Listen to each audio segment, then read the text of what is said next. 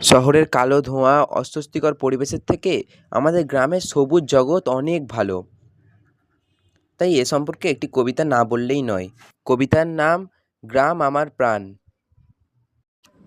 শহরগঞ্জে ঘুলির ভেতর থাকতে পারে অট্টালিকা, থাকতে পারে লরি গাড়ি আর মেট্রো রেলেরও মেলে দেখা। তবু আমাদের গ্রামই ভালো, সবুজ ঘাসে ভরা, রাখাল বালক চড়াই সেথা, বড় গরু ভেড়া। পল্লী গাঁয়ে মাঠগুলো সব ভরে থাকে ধানে, চারিদিকে একটা স্নিগ্ধ বাতাস শান্তি টেনে আনে।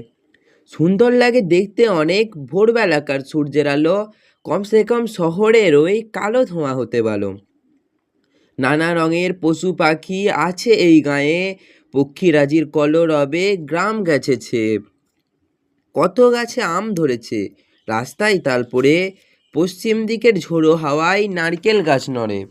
গ্রামে কত রঙিন খেলা আজও টিকে আছে, দৌড়াদৌড়ি ছোটাছুটি করে সকাল সাজে। গ্রাম বাংলার সৌন্দর্যে তুলনা করা ভার, শহরের ওই আধুনিকতা মানবে সে তাহার।